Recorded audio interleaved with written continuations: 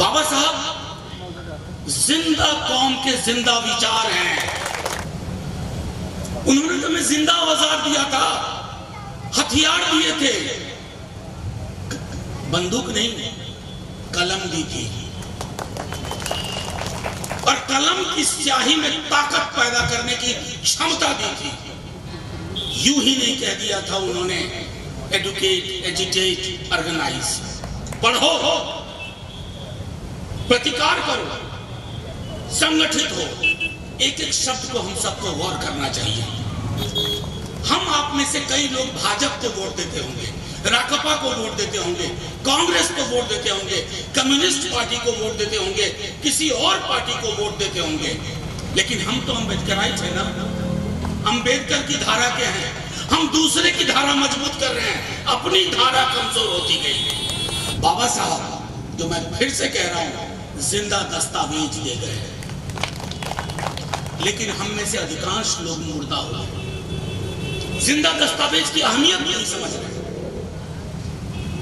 जिंदा दस्तावेज की अहमियत क्या है? पॉलिटिकल डेमोक्रेसी, 5 साल पे एक बार वोट हुआ, समाज की हकीकत बदल रही है। कौन सी हकीकत समाज की बदल रही है? मैं मानता हूं 50 तल्ले का मकान बन रहा है, 5 लोगों के पास में देश की 60% आमदनी और संपत्ति है, लेकिन गौर करिएगा, आज भी सीवर में उतरने वाले की जाति नहीं बदली है। क्यों समझौतावादी होते जा रहे हैं? हम सब भाग्यवादी हो गए, नियतिवादी हो गए।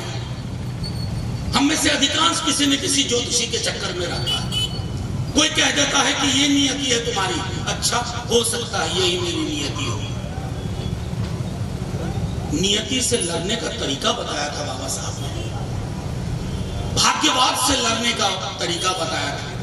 हम तो कर्म कांडों में उलझ के रह गए। जो कौम कर्म कांडों में उलझ के रह जाए, भाग्यवाद और नियतिवाद को मान ले, वो जिंदा कौम नहीं होती। मैं फिर से दोहराता हूं, जो बहुजन नेता है, दलित नेता है, जब जब कोई बात रखता हूं तो बाहर आके कहते हैं हमारा भी मन यही कर रहा था बोलने का, लेकिन हम बंधे हुए हैं। क्यों बंधे हुए हो भाई? किस बात से बंधे हुए हो? क्या अगली बार टिकट नहीं मिलेगा? पार्टी ड्रॉप कर देगी, किसी दूसरे को नुमाइंदा चुन लेगी? इसलिए 1932 के पूना पैक्ट को फिर से देखने की जरूरत है। नुमाइंदगी वो हो जो समाज की नुमाइंदगी करे, ना कि पार्टी के हितों की नुमाइंदगी करे। बीते 8 वर्षों में, 9 वर्षों में क्या हुआ? बीते 8-9 वर्षों में सवाल पूछना देशद्रोह हो गया। बीते 8-9 वर्षों में बाबा साहब का लिटरेचर लेकर के अगर ट्रेन में पकड़े गए तो आपको यूएपीए में बंद किया जा सकता है। मैं आपको कई उदाहरण दे सकता हूं। मेरे स्टूडेंट्स जेल में हैं, उनका दोस्त सिर्फ इतना था कि एनिहिलेशन ऑफ कास्ट और कार्ल मार्क्स की किताब एक साथ थी। लोग कह रहे डिस्क्रिमिनेशन खत्म हो गया, अब उत्पीड़न नहीं होता। अरे साहब गौर से देखिए, चमड़ी को थोड़ा छील के देखिए, उत्पीड़न के तरीके बदल गए। रोहित वेमुला हमारे समक्ष इस दुनिया से चला गया ना, और ना जाने कितने लोग, क्योंकि रोहित एक खत लिख के गया था, कितने लोग बिना खत लिखे दुनिया से चले जाते हैं। तो उत्पीड़न है। बस ये है ना कि हम अपनी अपनी जिंदगी में मसरूफ ज्यादा हो गए। बाबा साहब को भी कोई कमी नहीं थी, उनको आवश्यकता नहीं थी एनिहिलेशन ऑफ कास्ट लिखने की।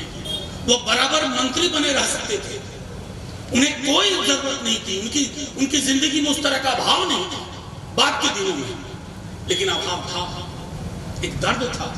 हम सब के अंदर से वो दर्द, माफ कीजिएगा, सिर्फ आपके अंदर नहीं, हमारे अंदर से भी वो दर्द खत्म हो रहा है। और जब तक वो दर्द खत्म होता रहेगा, आप किसी के हमदर्द नहीं बन पाएंगे।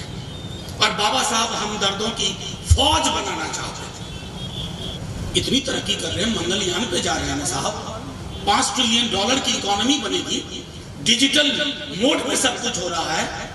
लेकिन गंदगी साफ करने वाले के लिए डिजिटल मोटराइज्ड फॉर्म नहीं चाहिए, क्योंकि सप्लाई साइड आपको आसानी से मिल रहा है। जातियां हैं जिनको आपने तय कर दिया है कि नहीं, अगर ये चीज आपके और मेरे रोंगटे नहीं खड़ी करेगी, अगर ये चीज आपको और हमको पॉलिटिकल एफिलिएशन से बाहर जा करके सोचने को मजबूर नहीं कर रही है, माफ कीजिएगा, फिर हमें कोई हक नहीं है 13-14 अप्रैल को बाबा साहब के समक्ष उनके पुतले पर माल्यार्पण करना, लंबी लंबी तकरीर करना।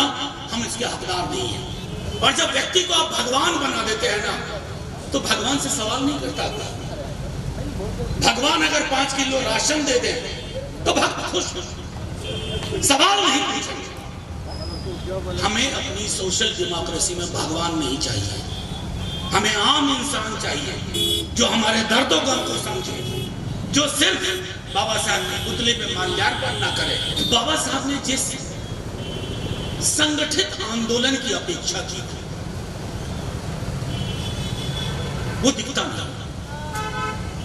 शायद आंदोलन दिखता नहीं इसलिए दिखता नहीं, जो दिखता है वो दिखता है। हिंदू मुसलमान दिखता है तो वो दिखता है, समाज में विद्वेष दिखता है तो वो दिखता है। कितनी बार आपने टेलीविजन पर सीवर में मरने वाले लोगों के विजुअल्स देखे हैं? क्यों इस खतरनाक हकीकत को हमसे छिपाया जाता है? हाथ में लीजिए चीजों को, आपके हाथ से चीजें जा रही हैं, हमारे हाथ से चीजें फिसल रही हैं। प्रधानमंत्री, राष्ट्रपति कोई बनेगा, कहां से बनेगा, उस चिंता से बड़ी चिंता है कि क्या जो वो कहते थे। आपको एक बात बताऊं, आजकल लोग कहते हैं ना कि देश से प्यार करो, देश से प्यार करो। बाबा साहब ने कहा था पहले देश को प्यार करने लायक बनाओ। कितने लोग हम में से कह सकते हैं आज ये शाम में ही कोई ना कोई टेलीविजन चैनल आपके फोटो को फांसी का फंदा बना के दिखाएगा कि ये देशद्रोही की जमात है। बाबा साहब को यह डर नहीं था। बड़े बड़े महापुरुषों से तथा उस दौर के वो लड़ रहे थे। आज तो वैसे भी बौनी समझ के लोगों से आपको लड़ना है, और बौनी समझ के लोगों से लड़ने में कोई दिक्कत नहीं है। मैं आखिरी में एक बाबा साहब के लिए मैंने पार्लियामेंट में भी सुनाया था, फिर से सुना रहा हूं। दीप जिसका महल्ला ही में जले, चंद लोगों की खुशियों को लेकर चले, वो जो साए में हर मसलहत के पले, ऐसे दस्तूर को सुबह बेनूर को मैं नहीं जानता, मैं नहीं मानता। जय भीम साथियों।